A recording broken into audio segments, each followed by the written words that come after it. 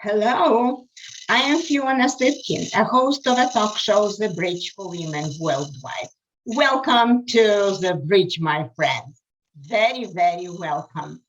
In this talk show, as well as in my blogs and the recent book, How They Made It in America, the focus is on women role models. Why? Because I would like all people, especially women, to hear their stories and up their own lives using excellent ideas and blueprints. The topic today is about Refugee in America, the woman on the move, starring Svetlana Kim. She is an immigrant of Korean descent from Russia. Today, you will learn what it takes for a young woman of 23-year-old with no money and initially, no knowledge of English to survive and thrive in America for a long time.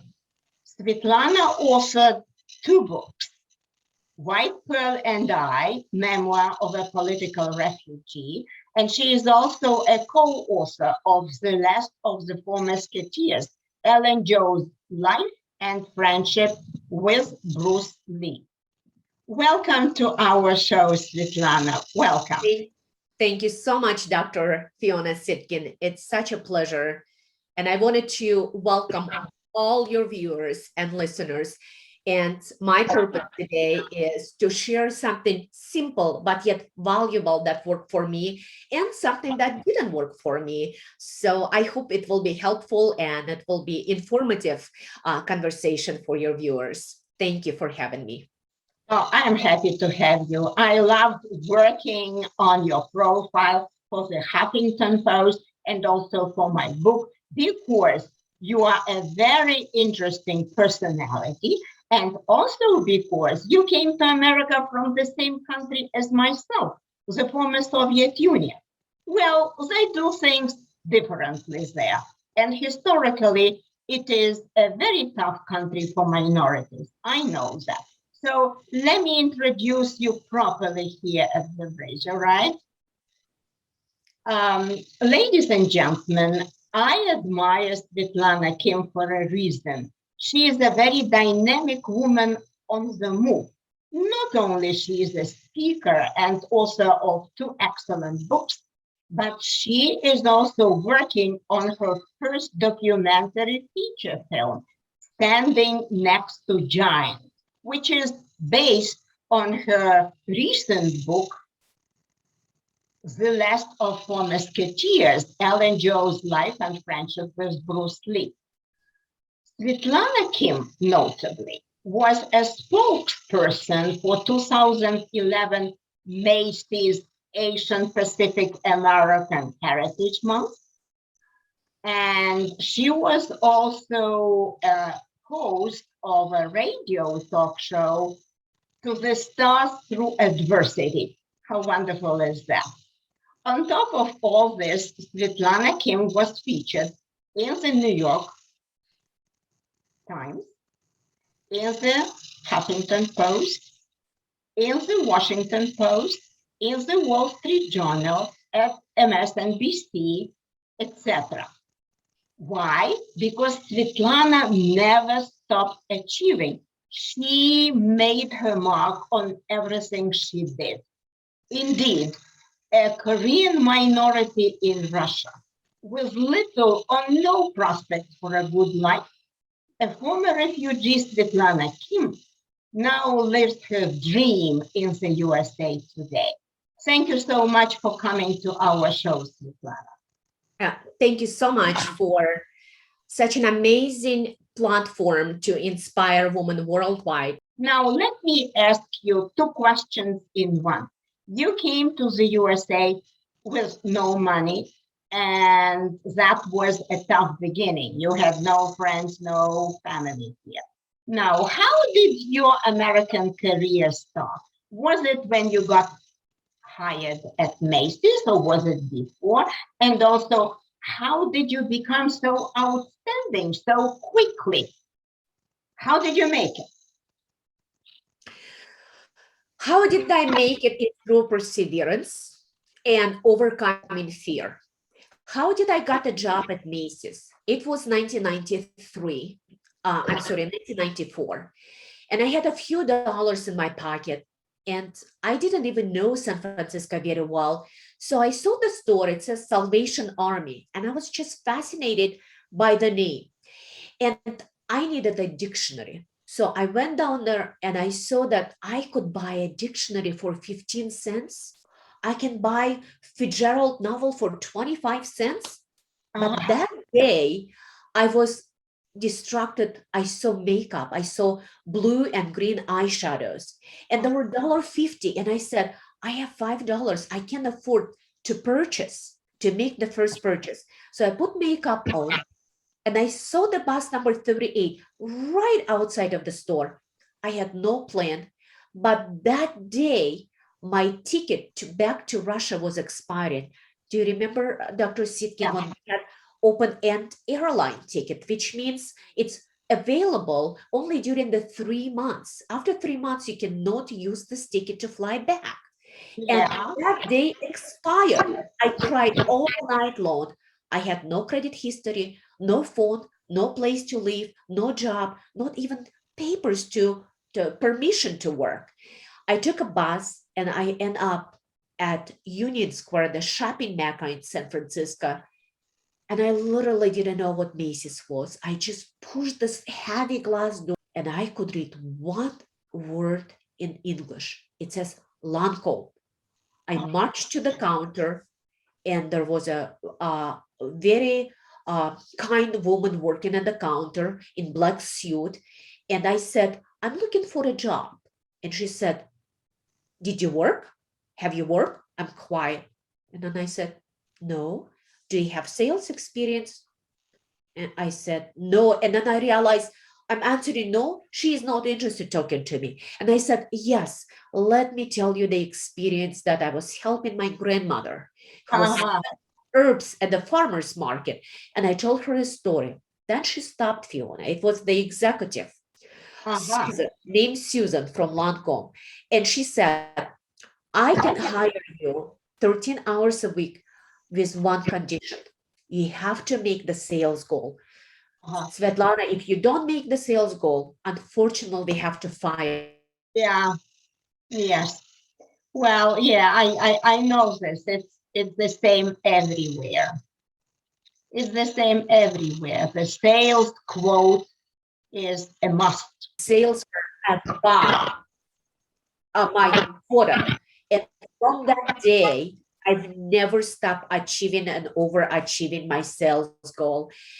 17 years later on, I am speaking at the convention, one of the largest Asian Pacific American convention in Boston. And I told the story how I got the job because it was about helping young people to get a job. And my message was courage. Even if you don't have a clear goal, the action might lead you when you get a job. Yeah. So I told them the story of Macy's. Yeah. And what the executive from Macy's was sitting there and they were looking for a spokesperson for next year Asian Pacific American Heritage Month. In 2 days, I got a call to interview for that role. And I was going to New York several times to present, actually 3 times to be correct. And I was offered that opportunity and I traveled on behalf of Macy's across the country. Excellent, excellent. I love also how you describe it in your book, White Pearl and I love this book. Now, Svetlana, I want to ask a question, if I may. When exactly did you understand, did it become clear in your mind that you want to be an entrepreneur? And how did that develop? That developed after working in retails and becoming an executive for Laura Mercier Cosmetics. I received a letter on my birthday. Actually, I have a copy of the letter. And I was offered to train for stockbroker.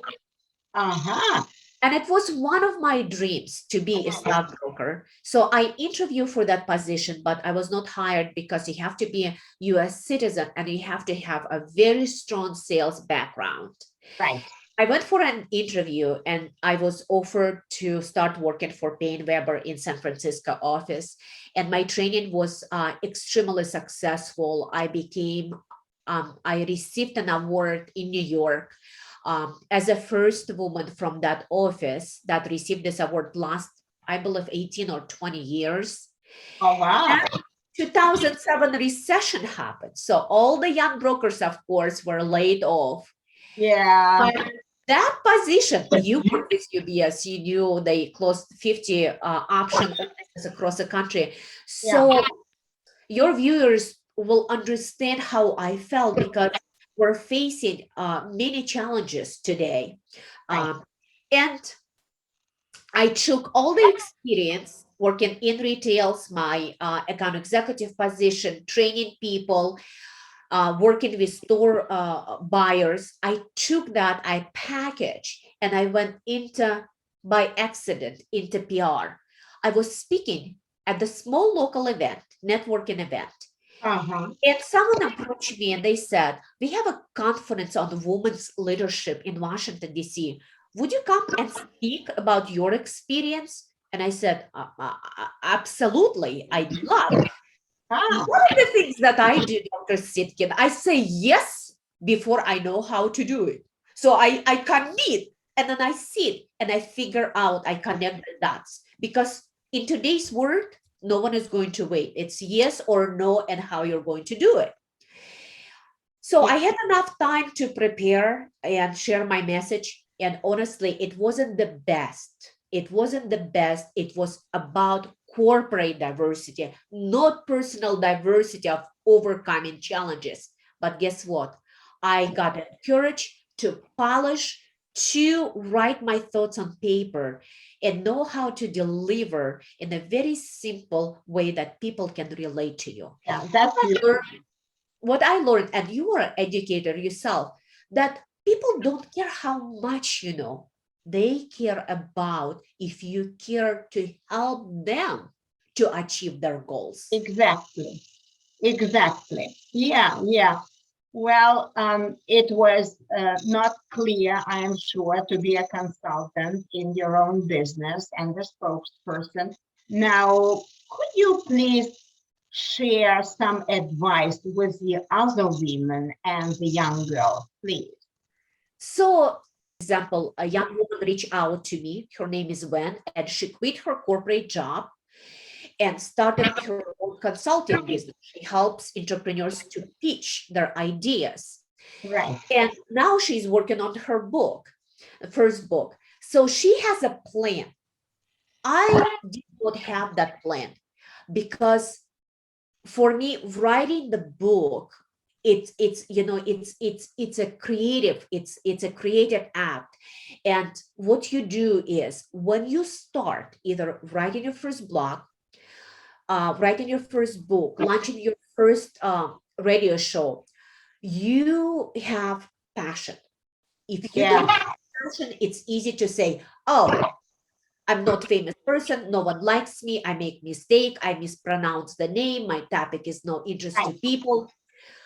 I think having passion, something that you're passionate about. I know a woman who was volunteering out of passion, helping children, foster children, and then she launched the business. She consults all the nonprofits. So the second one is make the commitment and to polish, make steps every day and be consistent.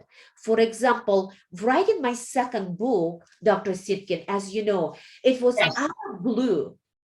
Late Alan Joe was 92, but I was referred to him by the person who endorsed my book literally in 2007.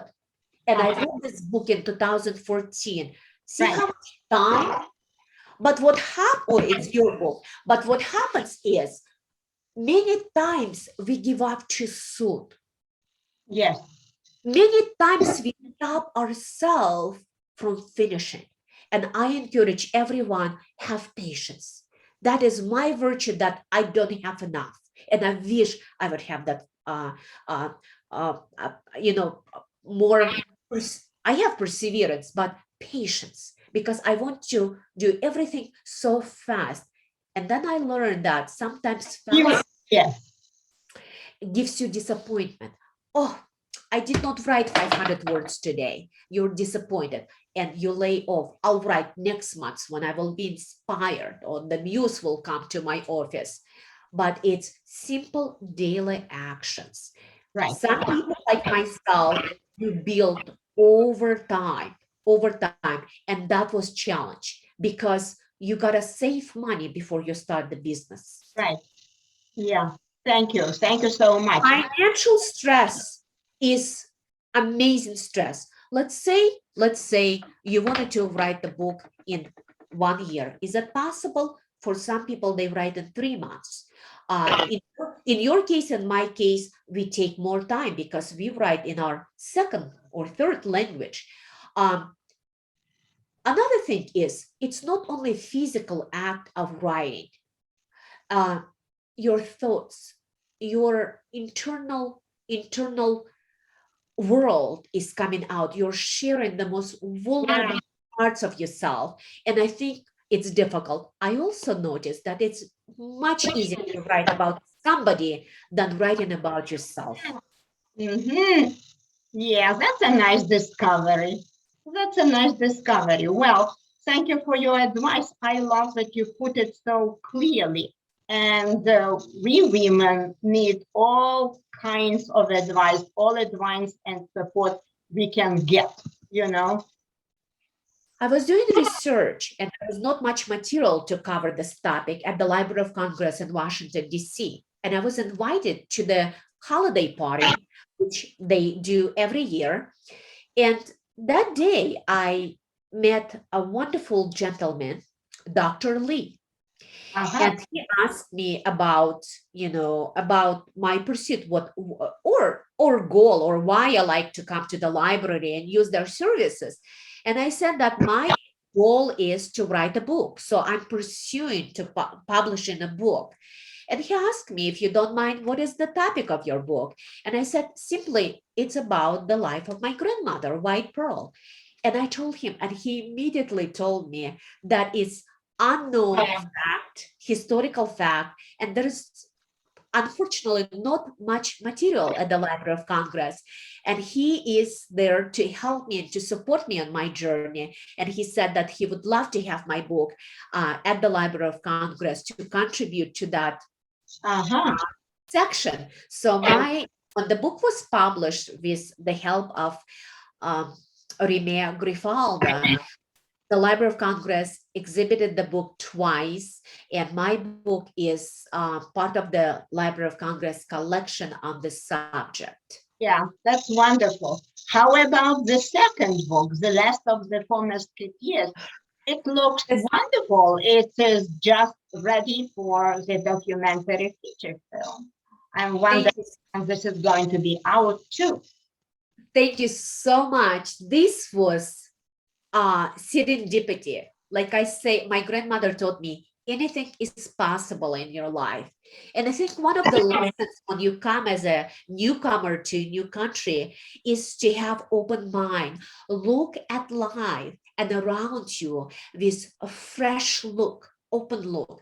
And I'm trying to do this now in this unprecedented times in humanity, to look at the world with compassion and kindness and look with fresh eyes. Let us now talk about the values that made you you. As you know, in our culture is very, it's not common to talk about ourselves, but we have to adapt to the culture in United States because we're citizens of United States. So let me talk about myself. I think the values number one is perseverance. Yeah. Under the perseverance, I would say fail, because you can always learn from mistakes and do it better next time. I hear you. Think about that. I don't speak French, or what is the topic? I don't know the culture. I don't know the audience. Yeah, And what I learned is to face the fear with compassion and say, yes. And I know that internal voice is always correct. that's right. And when I am faced with, let's say, doubt, can I do that or I cannot do that? Is my book going to be interested to people or not? I sit down, I center myself, and I say, what is something that I can do it now? Yeah, Cannot change the past. You don't know what the future brings. I had many plans before COVID-19 hit, and I was working on the film. We're still working on the film, but we faced delays and we faced challenges. And if I would didn't have that hardship in the past, I don't know, Dr. Stitkin, how I would deal with myself. But I really look at this opportunity. It's the best opportunity to grow, to move forward, and give the rebirth to your dream, and to be stronger, to be wiser, but also to be more gentle to yourself and to be more compassionate toward yourself. you. Thank you so much for sharing.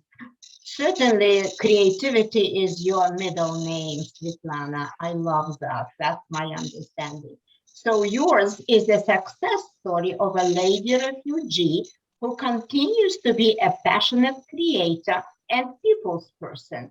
You are indeed a movable feast. Thank you for being a role model for many refugees, many immigrants, men and women alike. Thank you so much. And now, finally, let me thank you, our dear listeners. Let me thank our audience for watching The Bridge for Women Worldwide. Please subscribe to our channel.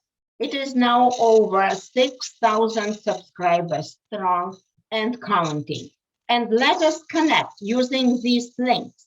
The Bridge for Women Worldwide on YouTube, my own book website, www.fionasitkin.com, and my email, fiona.sitkin@gmail.com. Very simple. And you may ask me whatever you wish. I promise I will respond. We want to thank all of our viewers once again. Thank you for watching. And Svetlana and I are wishing you all the best. Be healthy for years to come. Bye bye. Bye bye. Thank you so much.